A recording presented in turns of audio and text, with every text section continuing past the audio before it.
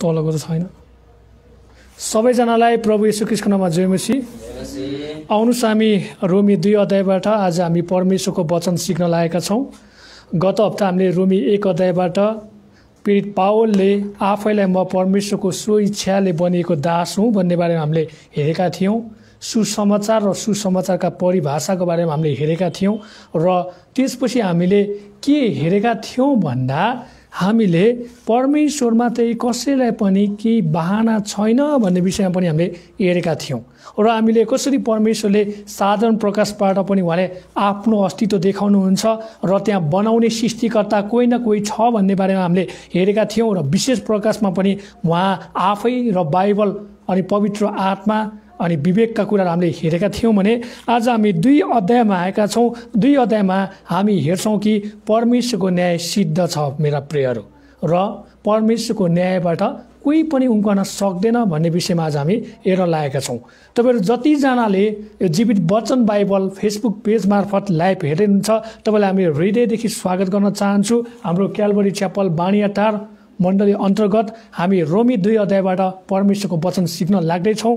तपाईँहरूलाई उत्साह मिलेको छ, तपाईँहरूलाई अझ हौसला मिलेको छ, तपाईँलाई अझ प्रेरणा मिलेको छ भने तपाईँले आफू सँगसँगै तपाईँले नोट कपी र एउटा कलम पनि लिन सक्नुहुन्छ है। तपाईँहरू धेरैजनाले मलाई व्हाट्सएपमा भन्नुभएको थियो हामी धेरै आशिषित भएका छौँ, हामी त्यहीँ बसेर सङ्गति गरेका जस्तै भएका छौँ, तपाईँले सिकाउनु भएकोमा परमेश्वरले आशिष दिनुभएको छ भनेर तपाईँले भन्नुभयो र हामीले योभन्दा अगाडि हामीले लाइभमा हेर्दा फेरि 5500 भन्दा बढीले प्रभुको वचन सुन्नुभएको कुरा हामीले थाहा गरेका थियौँ।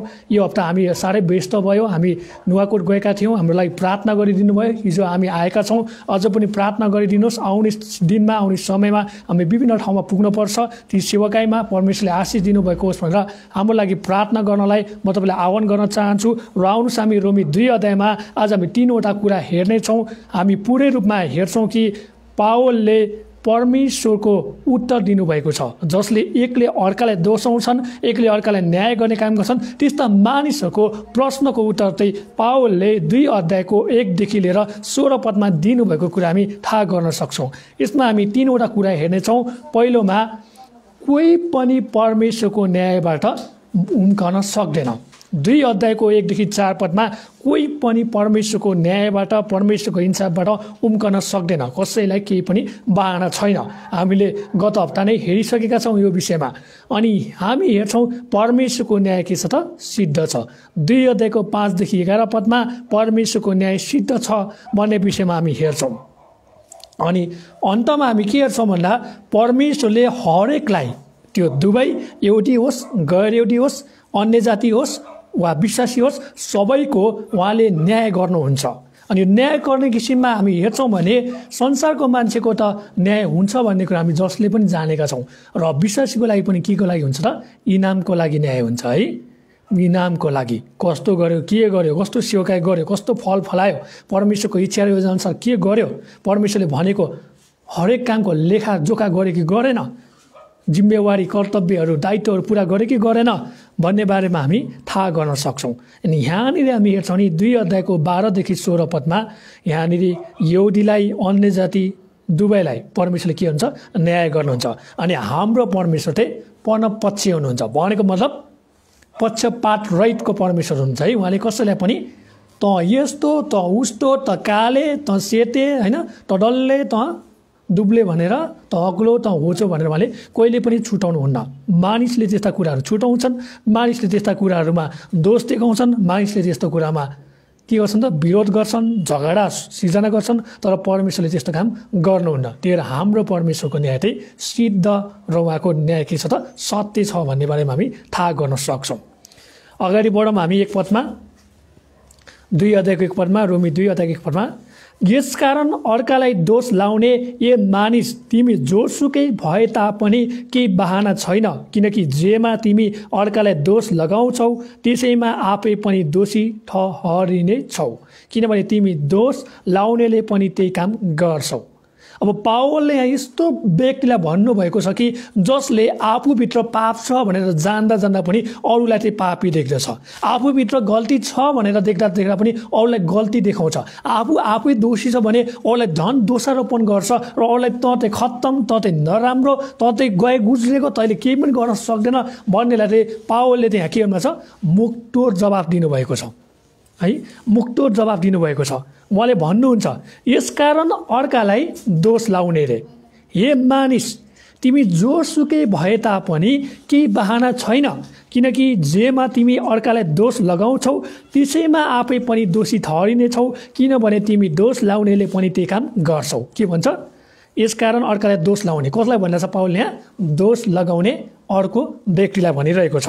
एउटा व्यक्तिले अर्कोलाई दोष लाउँछ भने जसले दोष लगायो त्यो व्यक्तिलाई यहाँ पावलले भनिरहनु भएको छ, तिमी जोसुकै भए पनि मलाई मतलब छैन, चाहे तिमी विश्वासी हो चाहे तिमी संसारको होस् हैन, जेसुकै भए पनि मलाई मतलब छैन। न्याय के हुन्छ, सबैको लागि त्यहाँनिर के छ त, न्याय सङ्गत छ, सबैको लागि न्याय सिद्ध छ, सबैको लागि न्याय सत्य र साँचो छ, परमेश्वरको न्यायबाट कोही पनि उम्कन सक्दैन भनेर उहाँले भन्नुहुन्छ। अनि के भन्नुहुन्छ उहाँले अझ जोड दिएर, केही बहाना छैन है, कसैलाई पनि केही बहाना छैन, मैले गल्ती गरेँ तैँले गल्ती गरिनस्, मैले चाहिँ दोषाएँ तैँले दोषाएन भन्ने यहाँ केही पनि छैन। एकजनाले गल्ती गर्छ भने त्यसको समूह जो जति पर्छ सबैजना के हो, गल्तीको भागीदार हुन् भन्ने कुरा हामी थाहा गर्न सक्छौँ। किनकि जेमा तिमी अर्कालाई दोष लगाउँछौ त्यसैमा आफै पनि दोषी ठहरिनेछौ।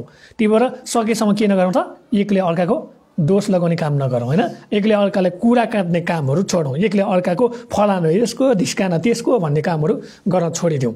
त्यो घरबार बिगार्ने कामहरू, समाज बिगार्ने कामहरू, राष्ट्रहरू बिगार्ने कामहरू होइन, सबै कुराहरू बिगार्ने यस्ता कामहरू गर्नु भएन भन्ने कुरा हामी देख्न सक्छौँ।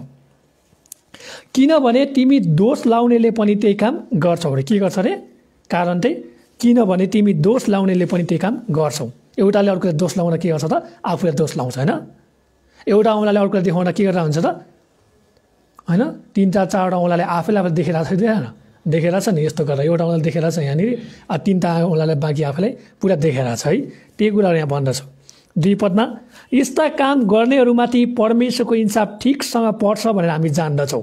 हेर्नुहोस् है, अब बुझ्न पर्ने कुरा, तपाईँले अझ पनि मान्छेलाई दोषिरहनु भएको छ, अझ पनि गाली गरिरहेछ, अझ पनि सरापी नै रहेछ, अझ पनि तपाईँले के गर्छ, नराम्रो कुरा बोलिरहेछ। तपाईँ यद्यपि विश्वासी हुनुभएको होस्, तपाईँ यद्यपि संसारको हुनुभएको होस्, कसैलाई पनि परमेश्वरले के गर्नुहुन्न, छोड्नुहुन्न। यसको सजाय, यसको रिजल्ट होइन, यसको आउटपुट, यसको परिणाम हामीले भोग्नै पर्छ भन्ने कुरा हामी यहाँ देख्न सक्छौँ। यस्ता काम गर्नेहरूमाथि परमेश्वरको इन्साफ ठिकसँग पर्छ भनेर हामी जान्दछौँ। जान्दा जान्दा पनि हामी के गर्छौँ, पाप गर्छौँ।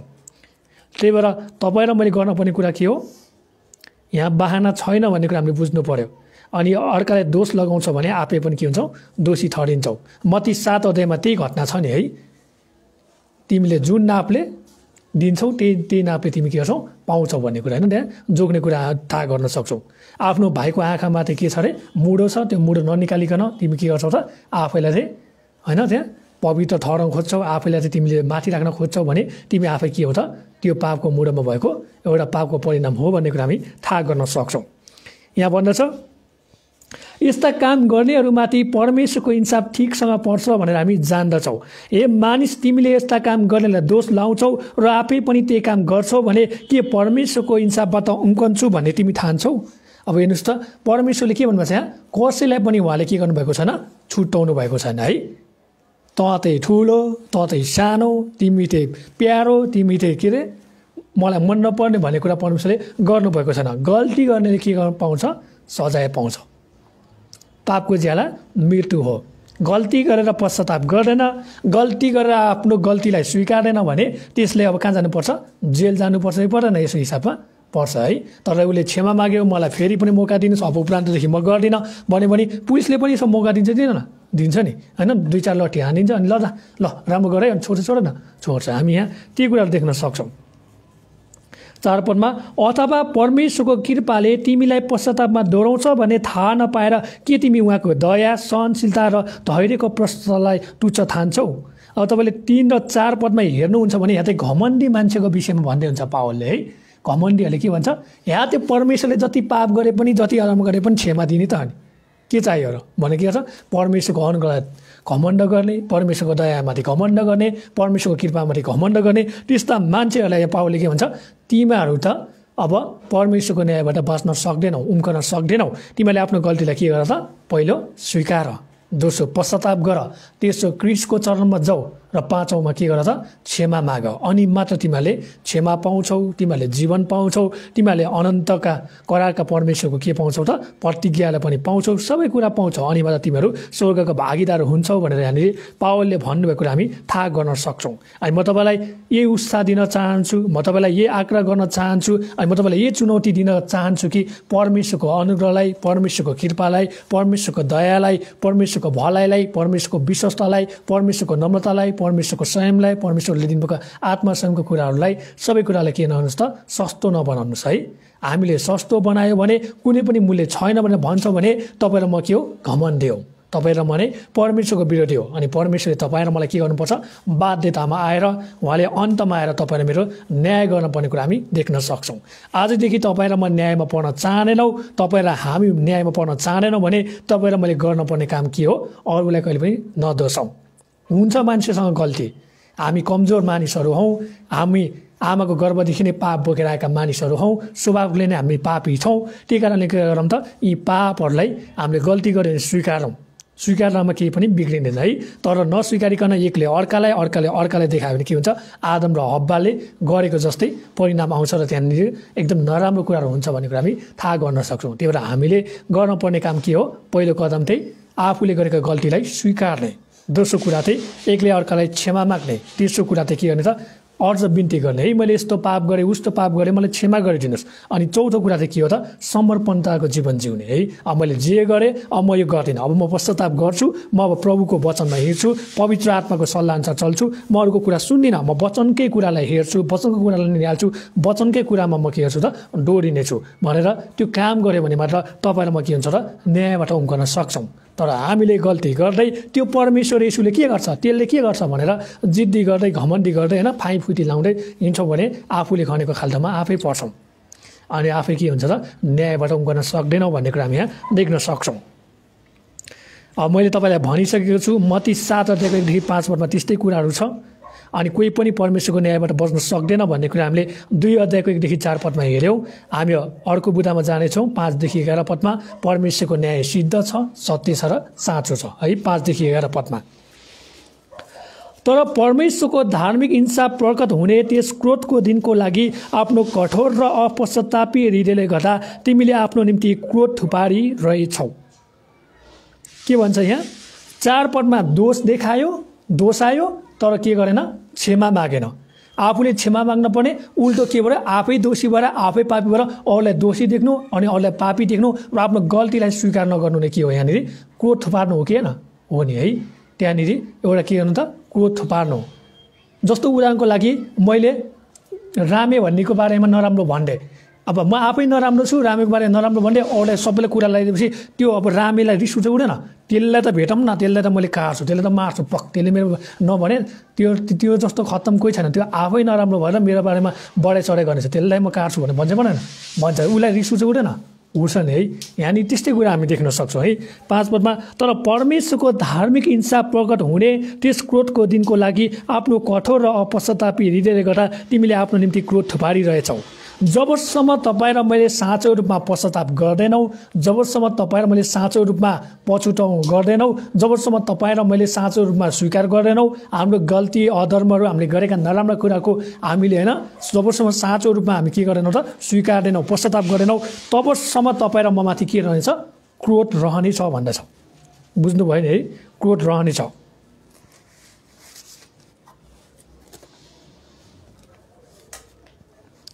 अब यहाँ हामी हेर्छौँ नि ग्रिकले चाहिँ के भन्छ भन्दा यसलाई चाहिँ थुपार्नु भन्छ। यसलाई चाहिँ के गर्नु त यहाँनिर हेर्नुहोस् त 5 थुपारी रहेछौ भन्छ नि होइन, ग्रिकमा यसले थुपार्नु भन्छ। ग्रिकमा थुपार्नु भनेको अर्थ चाहिँ बहुमूल्य कुरालाई के गर्नु त लुकाएर राख्नु थुपार्नु हो। तर यहाँ त के छ त पापको कुरालाई हामी थुपार्न सक्छौँ सक्दैनौँ नि है।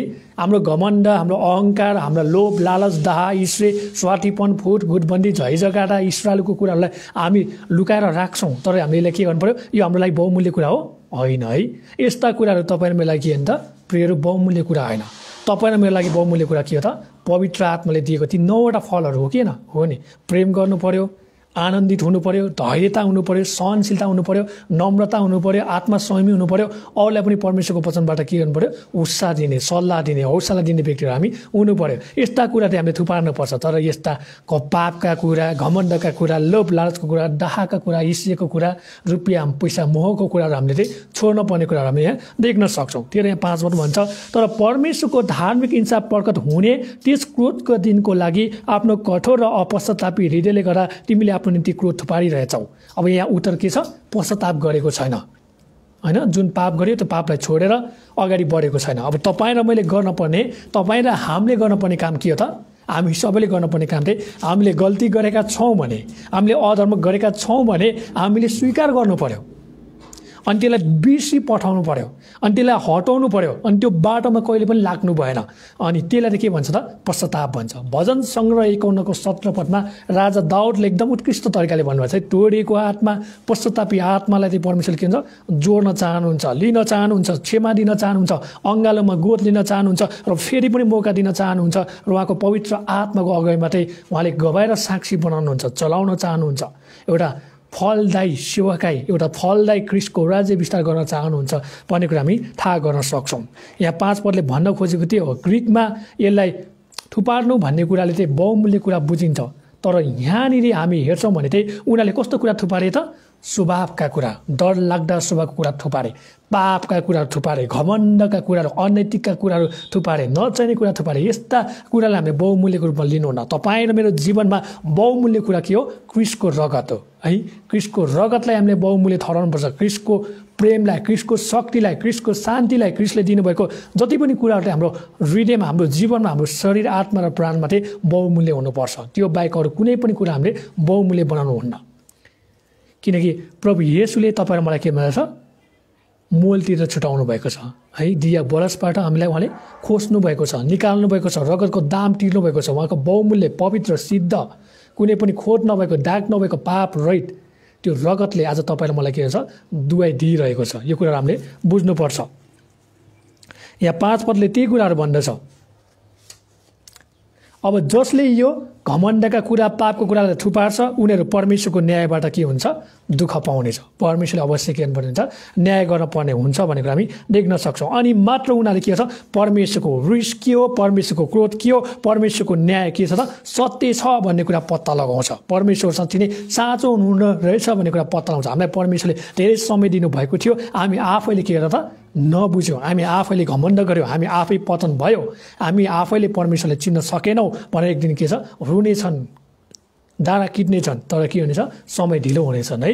समय अहिले नै हो। पश्चाताप गर्ने समय, गल्तीलाई स्वीकार्ने समय, क्रिस्टलाई आफ्नो जीवनमा निमन्त्रणा गर्ने समय, क्रिस्टलाई आफ्नो जीवनमा राज्य गर्न दिने समय, क्रिस्टको चरणमा जाने समय अहिले नै हो। पछि ढिलो भयो भने रोए पनि, डाँडा किटे पनि, जेसुकै गरे पनि बहाना छैन भन्ने कुरा हामीले बुझ्नुपर्छ। अगाडि बढौँ हामी 6 पदमा। किनकि उहाँले हरेक मानिसलाई उसको काम अनुसार दिनुहुनेछ। हेर्नुहोस् त, किनकि उहाँले यहाँ सबै भने भयो त कोही कोही छुट्यो होला, तर के भन्छ? हरेक भनेको छ है। एभ्री भनेको छ, एभ्री वान, एभ्री बडी भनेको छ। उहाँले के भन्छ? हरेक मानिसलाई उसको काम अनुसार दिनुहुनेछ। तपाईँ र मैले उदाहरणको लागि काम गर्छौँ मरिमरि भने तपाईँ मेरो साउले त्यहाँनिर यसले कस्तो काम गर्यो भनेको छ हेर्दैन। त्यहाँनिर हेर्छन् है, सुपरभाइजर भन्ने हुन्छ होइन, विभिन्न ओभरसियरहरू भन्ने हुन्छ, त्यहाँनिर म्यानेजरहरू हुन्छ। उनीहरूले काम हेर्छ हेर्दैन, हेर्छ यसले कतिको गरेछ, यसले त्यो अनुसारको पारिश्रमिक दिनुपर्छ, यसले कतिको ठगेछ, यसले अलिकति कम दिनुपर्छ भन्ने हुन्छ हुँदैन? हुन्छ नि। अहिलेको सबैको रेट एउटै तोकिदिएको छ र मतलब छैन। पहिला त्यस्तो देख्थेन थियो नि है। मान्छेले मान्छेलाई हेरेर व्यवहार गर्थ्यो भन्ने कुरा हामी थाहा गर्न सक्छौँ। यहाँ 6 पदमा किनकि उहाँले हरेक मानिसलाई उसको काम अनुसार दिनुहुनेछ भन्दछ। अनि परमेश्वरले मानवहरूको, मानिसहरूको न्याय गर्दा चाहिँ के गर्नुहुन्छ? उहाँले त्यसका कार्यहरूलाई पनि हेर्नुहुन्छ। बाइबलमा हामी पुरानो करारमा पनि नयाँ करारमा पनि त्यस्ता कुरा थाहा गर्न सक्छौँ। म तपाईँलाई काम दिनेछु, सबैले पढ्न सक्नुहुन्छ। भजन सङ्ग्रह 62 12 पद पढिदिनुहोस्। कसैले यिर्मया 17:10 पढिदिनुहोस् है। भजन सङ्ग्रह 62 12 पढिदिनुहोस् एकजनाले, अनि अर्कोले यिर्मया 17:10 पढिदिनुहोस् पुरानो करारमा। हजुर। भजन सङ्ग्रह 62:12 पदमा यसरी लेखेको छ, र हेर परमप्रभु तपाईँ प्रेमी हुनुहुन्छ, निश्चय नै हरेक मानिसलाई त्यसको काम अनुसारको प्रतिफल तपाईँ दिनुहुन्छ। हुन्छ, धन्यवाद। भजन सङ्ग्रह 62 12 पदले भन्छ, र हे परमप्रभु तपाईँ प्रेमी हुनुहुन्छ, निश्चय नै हरेक मानिसलाई त्यसको काम अनुसारको प्रतिफल तपाईँ दिनुहुन्छ। परमेश्वरले प्रेम पनि गर्नुहुन्छ र उहाँले वास्ता फेरि पनि गर्नुहुन्छ। जसले जस्तो काम गरे उहाँले के हुन्छ त्यही अनुसार इनाम दिने, होइन, पारिश्रमिक दिने, हाम्रो ज्याला दिने काम गर्नुहुन्छ भनेर हामी थाहा गर्न सक्छौँ। यिर्मया 17:10 हेरौँ। हरेक मानिसलाई त्यसको चाल अनुसार र त्यसको कर्मको फल अनुसार इनाम दिनुहुन्छ। म परमप्रभु मानिसको हृदय तलास गर्छु। अब पढौँ। यिर्मया 17:10 हामी हेर्छौँ भने परमेश्वरले के भन्नुभएको छ, हरेक मानिसलाई त्यसको चाल अनुसार र त्यसका कर्मको फल अनुसार इनाम दिनलाई म परमप्रभु मानिसको हृदय तलास गर्छु, त्यसको मनको म जाँच गर्छु। तपाईँ र मैले एकअर्कालाई ढाँट्न सक्छौँ, छल्न सक्छौँ, चोर्न सक्छौँ, लुकाउन सक्छौँ, है, जे कुरा पनि भन्न सक्छौँ, तर परमेश्वरको अगाडि भन्न सक्दैनौँ। पाप धुरीबाट कराउँछ भन्ने कुराहरू हामी थाहा गर्न सक्छौँ है। नेपाली उखान एउटा प्रख्यात छ नि, पाप धुरीबाट कराउँछ। पाप गर्दै जान्छ, लुकाउँदै जान्छ, एक दिन के हुन्छ पापले त्यहाँ ठुलो जरा लिन्छ, ठुलो रूप लिन्छ, र पछि गएर सबले सुन्छन् र के हुन्छ धुरीबाट पाप करा जस्तै हुन्छ। अनि हाम्रो परमेश्वरले के भन्नुभएको छ यहाँनिर, त्यसको चाल अनुसार, त्यसको कर्मको फल अनुसार भनेको कर्म भनेको कर्ममा विश्वास गरेर, काममा विश्वास गरेर, काम मात्र गरेर मुक्ति पाउँछ भन्न खोजेको होइन। बुझ्नुभयो नि? धर्म गरेर, कर्म गरेर, आस्थामाथि भर गरेर मात्र हामीले मुक्ति पाउँछ भन्ने त्यो गलत शिक्षा हो। त्यस्तो कुराहरू होइन।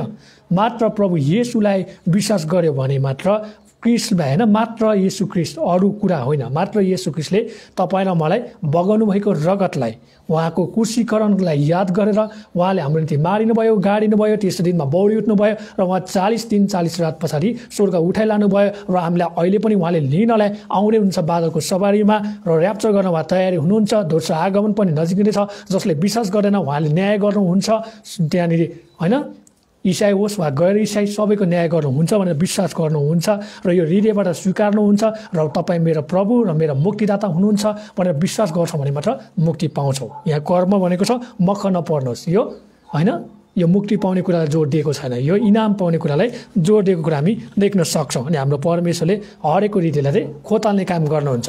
हामीले पुरानो करारमा हेऱ्यौँ, नयाँ करारमा पनि हेरौँ, यस्ता मानिसको हृदय चालचलनको बारेमा परमेश्वरले भन्नुभएको छ। मत्ती 16:27।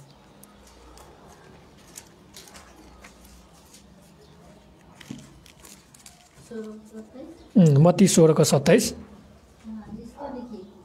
किनकि मानिसको पुत्र आफ्ना पिताको महिमामा आफ्ना स्वर्गदूतहरूसँग आउनेछ, र त्यस बेला उसले हरेक मानिसलाई त्यसको काम अनुसार प्रतिफल दिनेछ। अब मत्ती 16:27ले के भन्छ भन्दा, प्रभु येशू आउँदाखेरि उहाँले के गर्नुहुनेछ त, त्यसले जे गरेको छ त्यसलाई त्यो बेला उहाँले होइन इनाम दिने, होइन, त्यहाँनिर प्रतिफल दिने काम गर्नुहुन्छ, न्याय गर्ने काम गर्नुहुन्छ। तैँले यस्तो गरिस् उस्तो गरिस् भन्ने कुराहरू उहाँले बताउनुहुन्छ। अब प्रकाश 20:12 पद हेरौँ। प्रकाश 20:12 पद।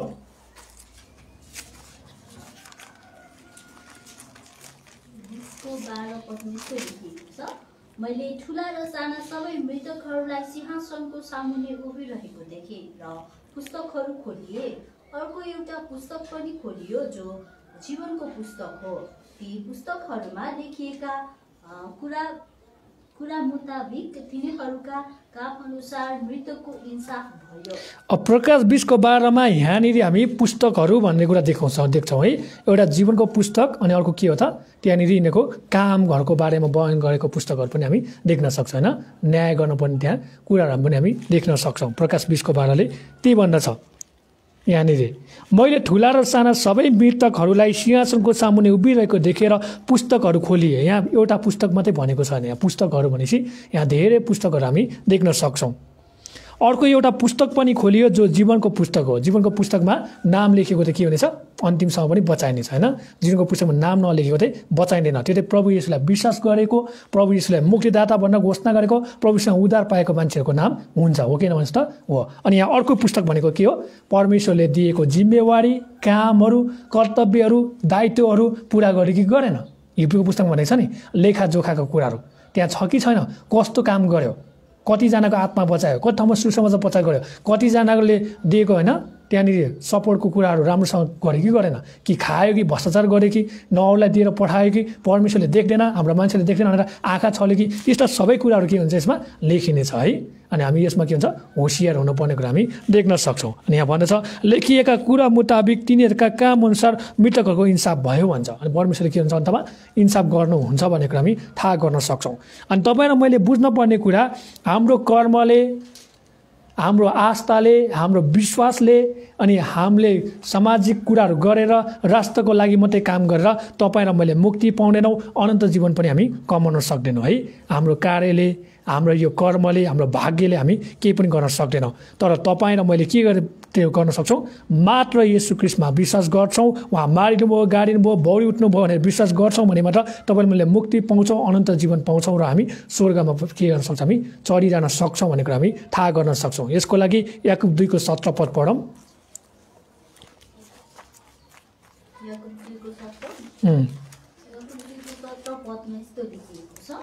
यसरी विश्वास पनि काममा प्रकट हुँदैन भने त्यो विश्वास मृत हो हैन। यसरी विश्वास पनि काममा प्रकट हुँदैन भने त्यो विश्वास मृत हो। भनेपछि पहिलो विश्वास गर्नु पर्यो अनि मात्र के हाम्रो काम गर्नु पर्यो। काम गरेर विश्वास गरेर हुनेवाला केही छैन है। यहुदीहरूले के सिकाउँथ्यो, पहिला काम गर अनि मात्र विश्वास गर। तर यहाँ त के भन्छ, पहिला येशूलाई विश्वास गर। तिमी ईसाई भएको कारणले गर्दा तिमीले के गर त, येशू जीवित हुनुहुन्छ, येशूले मलाई जीवन दिनुभयो, मैले पनि अरूलाई जीवन दिनुपर्छ भन्ने कुरा हामीले सिकाउँछौँ होइन। अनि ईसाईहरूले यो राष्ट्रमा, सारा संसारमा राज्य गरेको कारण के हो, पहिला क्रिस्टलाई विश्वास गर्यो अनि क्रिस्टले के सिकाउनु भयो, सेवा गर, मेवा पाउनलाई होइन तर के गर्नलाई, क्रिस्टको होइन इनामको लागि सुरक्षित गर्नलाई, क्रिस्टले भनेको कामहरू जिम्मेवारीहरू पुरा गर्नलाई के गर त, सेवा गर भन्ने कुरा मैले हालिदिनु भयो। हामी ईसाईहरू सेवा गरेर मेवा पाउन हामी के नगरौँ त, काम नगरौँ। तर हाम्रो परमेश्वरको इच्छा योजना पुरा गर्नलाई अनि उहाँसँगै बसेर राज्य गर्नलाई, उहाँले दिनुभएको त्यो मुकुट थामी राख्नलाई, इनामलाई बचाइराख्नलाई हामी के गरौँ त, सेवा गर्ने काम गरौँ है। अगाडि बढौँ हामी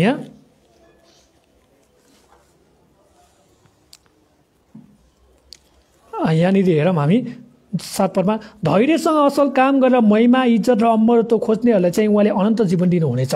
तर झगडुलु, सत्यको पालना नगर्ने, दुष्टतामा हिँड्नेहरूमाथि चाहिँ क्रोध र रिस पर्नेछ। खराब काम गर्ने हरेक मानिसमाथि सङ्कष्ट र आपद आइपर्नेछ, पहिले यहुदीमाथि र अन्य जातिहरू पनि। तर असल काम गर्ने हरेकलाई, पहिले यहुदीलाई अनि अन्य जातिलाई पनि गौरव, इज्जत र शान्ति प्राप्त हुनेछ, किनकि परमेश्वरले पक्षपात गर्नुहुन्न। तपाईँले 7 देखि 11 सम्म हेर्नुभयो भने राम्रा असल काम गरेर प्रभु येशूलाई विश्वास गर्नेहरूलाई परमेश्वरले के गर्नुहुन्छ, असलै गर्नुहुन्छ।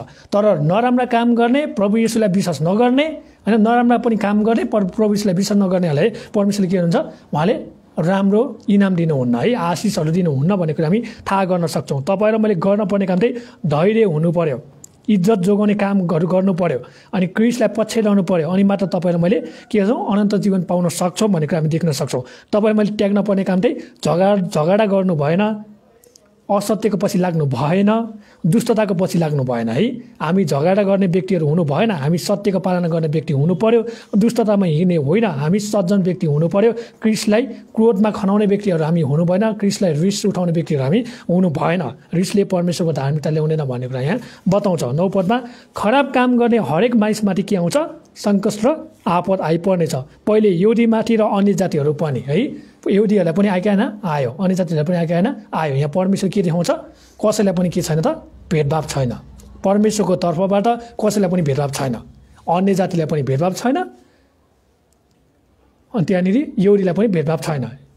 पहिलो यहुदीलाई पनि भेदभाव छैन र अन्य जातिलाई पनि भेदभाव छैन। मुक्ति र अनन्त जीवन के हो त, हरेकको लागि, सबैको लागि के हो, बराबरी हो है। कसैलाई पनि त्यहाँ के छैन, 2 मत छैन, कसैलाई पनि 1 मत छैन भन्ने कुरा उहाँले भन्नुभएको छ। किनकि परमेश्वरले पक्षपात गर्नुहुन्न। हाम्रो परमेश्वरले होइन, धनी र गरिब, ठुलो र बडा, ठुलो र सानो, यस्तो जातित्वको कुराहरू, यस्ता सम्प्रदायिक कुराहरू उहाँले गर्नुहुन्न भन्ने कुरा हामी थाहा गर्न सक्छौँ। हामी अगाडि बढौँ 12 पदमा। अब अन्तिम खण्ड आएका छौँ, हामी 12 पददेखि 16 पदमा हेर्नेछौँ। सबै जसले व्यवस्था बिना पाप गरेका छन् तिनीहरू व्यवस्था बिना नै नष्ट पनि हुनेछन् र व्यवस्था मुनि रहेर पनि पाप गर्नेको इन्साफ व्यवस्थाद्वारा नै हुनेछ। किनकि व्यवस्था सुन्नेहरू परमेश्वरको सामुन्ने धर्मी ठहरिँदैनन्, तर व्यवस्था पालन गर्नेहरू धर्मी ठहरिँदैछन्। किनकि व्यवस्था नहुने अन्य जातिहरू स्वभावले व्यवस्था अनुसारको काम गर्छन् भने तिनीहरूको व्यवस्था नभए तापनि तिनीहरू आफ्ना निम्ति आफै व्यवस्था हुन्छन्। व्यवस्थाले चाहेका कुराहरू आफ्ना हृदयमा लेखिएका तिनीहरू देखाउँछन् र तिनीहरूको आफ्नै विवेकले पनि गवाई दिन्छ र तिनीहरूको विचारहरूले कहिले तिनीहरूलाई दोषाउँछन् र कहिले समर्थन गर्छन्। यो त्यस दिन हुनेछ जब परमेश्वरले मैले प्रचार गरेका सुसमाचार अनुसार येशू ख्रीष्टद्वारा मानिसहरूको गुप्त कुराको इन्साफ गर्नुहुनेछ। 12 देखि 16 पदमा हेर्नुहुन्छ भने त्यही व्यवस्थाको कुरा बताएको छ। यहुदीहरूले व्यवस्था हरेक शनिबार सब्बातको दिनमा के छ सुन्ने काम गर्थे र उनीहरूले के सिकाउँथ्यो, सुन्ने मात्र होइन गर्ने पनि हुनुपर्छ भन्ने कुरा सिकाउँथे। तर अन्य जातिसम्म के थिएन, व्यवस्था थिएन। अन्य जातिलाई परमेश्वरले व्यवस्थाको साटो के दिनुभएको थियो, यो विवेक दिनुभएको थियो है। यो विवेकले तैँले परमेश्वरलाई पुज्नुपर्छ भन्ने कुरा सिकाउँथे भने तिनीहरूकै विवेकले तैँले परमेश्वरलाई पुज्नुहुन्न भन्ने कुरा उनीहरूले सिकेका हुन्थे। अनि त्यही विवेक अनुसार के हुनेछ, न्याय हुनेछ। कतिजनाको प्रश्न आउँछ, मलाई साह्रै दुःख लाग्छ, म बाँचेँ, मेरो परिवार बाँचे, मेरो हजुरबुवा, मेरो हजुरआमा, मेरो जिजु बाजे चाहिँ प्रभुसँग बाँचेन, मैले के गर्ने होला, परमेश्वरले मलाई न्याय त गर्नुहुन्न भनेर प्रश्न गर्छ है। उत्तर के छ यहाँ, विवेक। परमेश्वरले के गर्नुभएको थियो, साधारण प्रकाशबाट म छु है भन्ने कुरा देखाउनु भएको थियो न, देखाउनु भएको थियो। खोला नाला गड्याङ गुडुङ सबै कुराबाट कोही न कोही बनाउने व्यक्ति छ भन्ने कुरा हाम्रो बाजे बराजु जिजु बाजे सबैले देख्नु भएको थियो। अनि परमेश्वरले के भन्नुभयो, विशेष प्रकाश पनि दिनुभयो, जुन चाहिँ आज हामीले पाएका छौँ। छैन, हाम्रो साथमा के छ, बाइबल छ है। अनि हामीसँग के छ त, प्रभु येशू हुनुहुन्छ, पवित्र आत्मा छ भन्ने कुरा हामी थाहा छौँ। अनि त्यही कारणले तपाईँ र म के हुनु पर्दैन, कुरामा निराश हुनु पर्दैन। उहाँले आफ्नो विवेक अनुसारले प्रभु येशूलाई मान्नुभएको छ भने उहाँहरू न्यायको दिनमा के हुनुहुन्छ, प्रभु येशूले त्यो विवेक अनुसारले न्याय गर्नुहुनेछ है। अनि त्यो तपाईँ मैले चिन्ता गर्नु पर्दैन। पहिला मलाई पनि त्यही प्रश्न आउँथ्यो है, कहिलेकाहीँ हिँड्दाखेरि पार्टीतिर मान्छे देख्यो भने यो मान्छे कति असल छ, कति दुःख गरेछ, यसले त मुक्ति पाउँछ कि पाउँदैन होला भनेर मलाई जहिले पनि प्रश्नमा खड्को आउँथ्यो। जब मैले बाइबल कलेजमा गएर पढ्ने मौका पाएँ, सिक्ने मौका पाएँ, अनि उसको विवेकले के भन्छ, उसको विवेकले परमेश्वरलाई विश्वास गर्छ भने ऊ के हुनेछ, न्यायबाट बस्नेछ होइन। परमेश्वरले उसलाई मौका दिनुहुनेछ भन्ने कुरा हामी देख्न सक्छौँ।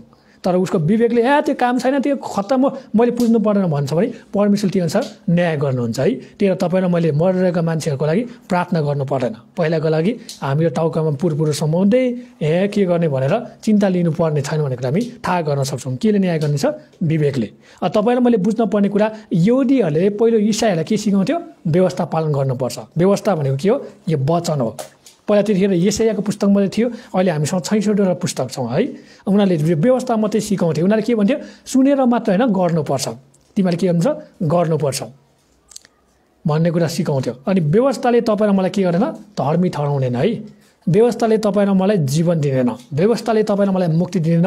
व्यवस्थाले तपाईँ र मलाई के देखाउँछ त, प्रभु येशू हुनुहुन्छ, मुक्तिदाता उहाँ हुनुहुन्छ, उहाँलाई विश्वास गरे मात्र हामीले के पाउँछौँ, मुक्ति पाउँछ भन्ने कुरा देखाउँछ। व्यवस्था के हो त, मुक्तिको बाटोसम्म पुर्याउने एउटा के हो त, यो तय गरेको एउटा कुरा हो भन्ने कुरा हामीले बुझ्नुपर्छ है। व्यवस्थाले तपाईँ र मलाई मुक्ति दिँदैन, व्यवस्थाले तपाईँ मेरो जीवन बचाउँदैन, व्यवस्थाले तपाईँ र मलाई क्रिस्टमा हाम्रो जीवन सुरक्षित गर्ने एउटा के भन्छ, माध्यम मात्रै हो भन्ने कुरा हामी बुझ्नुपर्छ।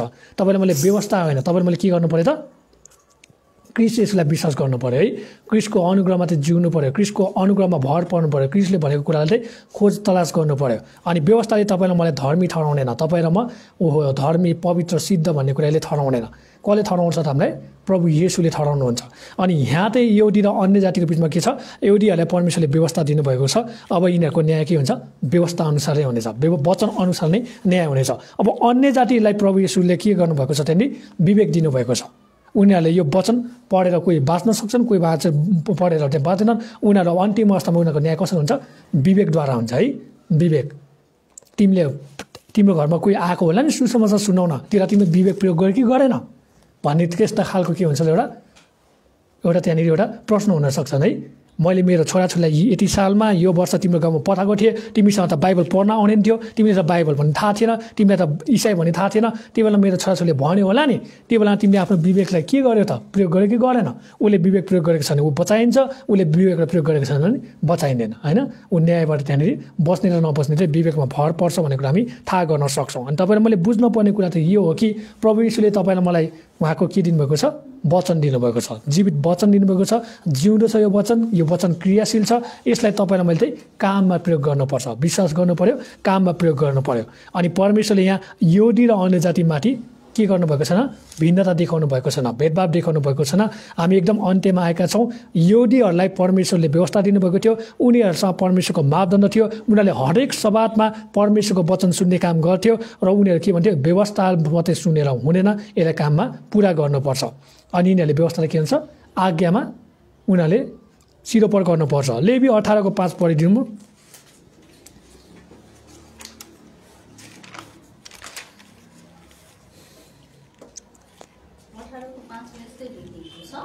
तिमीहरूले मेरा यी विधि विधान पालन गर्नु, किनकि ती पालन गर्ने मानिस तीद्वारा जीवित रहनेछ। म परमप्रभु हुँ। परमेश्वरले त्यहाँ व्यवस्थामा के भन्नुभएको छ? पालना गर र के गर त?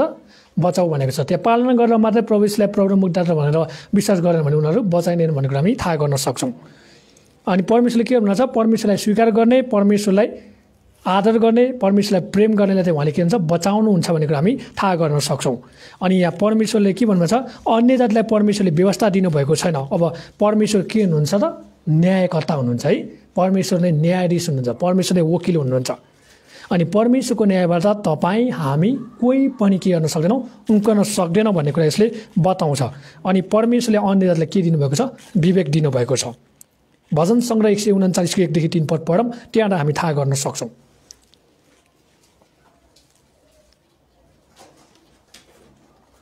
भजन सङ्ग्रह 139:1-3 परमेश्वरले के भन्छ? तपाईँले मेरो बसाइ उठाइ जुवाइ मेरो लय खुवाइ सबै कुरा जान्नुभएको छ भन्ने कुरा त्यहाँ बताउनु भएको छ है। भजन सङ्ग्रह 139:1-3 पद।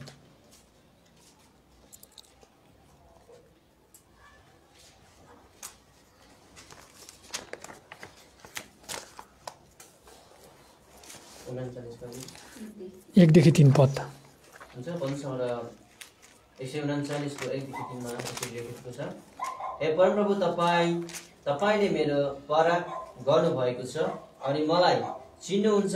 तपाईँले मेरो बसाइ र मेरो उठाइ जान्नुहुन्छ, टाढैबाट मेरो विचार बुझ्नुहुन्छ। तपाईँले मेरो बाहिरी ज्वाइ र मेरो सुधाइ स्पष्टसँग जान्नुहुन्छ र मेरो सबै आचरणहरूसँग तपाईँ परिचित हुनुहुन्छ। हेर्नुहोस् त, परमेश्वरले के गर्नुहुन्छ? विवेक दिनुभएको छ अनि परमेश्वरले के गर्नुहुन्छ? सबै कुरा जान्नुहुन्छ है। त्यही भएर यसबाट पनि हामी के गर्न सक्छौँ? परमेश्वरले अन्य जातिको पनि न्याय गर्नुहुन्छ भन्ने कुरा हामी थाहा गर्न सक्छौँ। हामी अन्तमा आइसकेका छौँ अनि हामी अर्को कुरा हेर्नेछौँ। अब परमेश्वरले अन्य जातिलाई के गर्नुभयो? व्यवस्था त दिनु भएन, अन्य जातिलाई के दिनुभयो? विवेक दिनुभयो। विवेकद्वारा परमेश्वरले न्याय गर्नुहुन्छ। न्यायकर्ता, न्यायाधीश, वकिल जे भने पनि परमेश्वर नै हुनुहुन्छ। अनि परमेश्वरको न्यायबाट कोही पनि बच्न सक्दैन। अनि प्रभु येशू मात्र के हुनुहुन्छ? उहाँ नै न्यायकर्ता हुनुहुन्छ, न्यायाधीश हुनुहुन्छ। यूहन्ना 5:27 पढौँ अन्तिममा।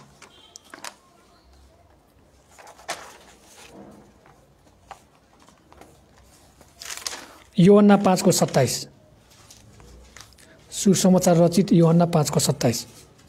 यूहन्ना 5:27 मा यस्तै लेखिएको छ, अनि उसलाई न्यायको फैसला दिने अधिकार दिनुभएको छ, किनभने ऊ मानिसको पुत्र हो। यूहन्ना 5:27 मा न्याय गर्ने काम कसको हो? प्रभु येशूको है। हामी मत्ती 25:31-33 पदमा त्यहाँ पनि प्रभु येशू नै न्यायाधीश हुनुहुन्छ, न्यायकर्ता हुनुहुन्छ। त्यहाँ भेडाको र बुवासोको बिचको कुराहरू हामी देख्न सक्छौँ होइन। त्यहाँनिर भेडाको कुराहरू हामी देख्न सक्छौँ, बुवासोको कुराहरू देख्न सक्छौँ, बाख्रा र त्यहाँनिर भेडाको कुराहरू पनि हामी देख्न सक्छौँ।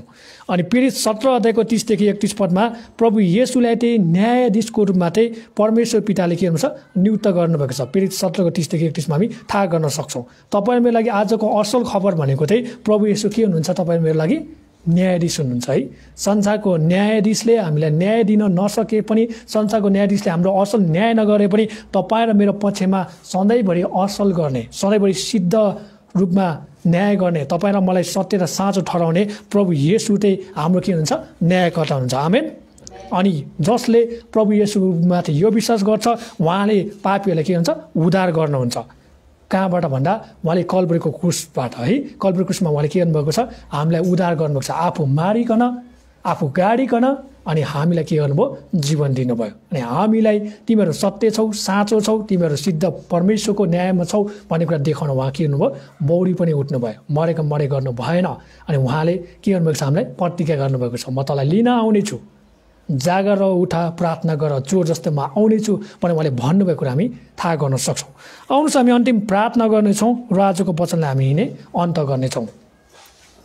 स्वर्गीय पिता, हामी तपाईँलाई फेरि पनि धन्यको भन्छौँ, तपाईँको नाउँलाई महिमा आदर प्रशंसा चढाउँछौँ प्रभु। आज हामीले हेऱ्यौँ कि तपाईँको न्याय सिद्ध छ, सत्य छ, साँचो छ र तपाईँले कसैलाई पनि पक्षपात गर्नुहुन्न। यहुदीलाई पनि पक्षपात गर्नु भएन, तपाईँले अन्य जातिलाई पनि पक्षपात गर्नु भएन। अनि तपाईँले हामीलाई देखाउनु भयो कि व्यवस्था ठुलो होइन, तपाईँ क्रिस्ट ठुलो हुनुहुन्छ, अनुग्रह ठुलो होइन। तपाईँ क्रिस्टले जुन हामीलाई दिनुभएको त्यो उद्धार, मुक्ति, त्यो शान्तिका कुराहरू तपाईँले हामीलाई दिनुभएको लागि तपाईँलाई धन्यवाद भन्छौँ। अनि तपाईँको अनुग्रहमा रमाउन सकौँ, तपाईँको अनुग्रहलाई देख्न सकौँ र व्यवस्था र अनुग्रहको भिन्नतालाई पनि तपाईँ परमेश्वरले छल्लङ्ग पार्नुभएको लागि धन्यवाद भन्छौँ प्रभु। अनि तपाईँले हाम्रो लागि रगत बगाउनु भयो, अनुग्रह देखाउनु भयो, त्यो नै हाम्रो लागि पर्याप्त छ। हामी तपाईँलाई धन्यवाद भन्छौँ। यो सबै असल खबरहरू मानिसले पाउन सकेको होस् कि संसारले जेसुकै न्याय गरोस्, तपाईँ सिद्ध न्यायकर्ता हुनुहुन्छ, तपाईँ नै साँचो न्यायकर्ता हुनुहुन्छ भन्ने कुरा जान्न सकेको होस् भनेर प्रार्थना गर्छौँ। सबै कुराको धन्यवाद, सबै बिन्दैन आशिष येशू प्रभु तपाईँको नाममा, आमेन। सबैलाई जय मसीह।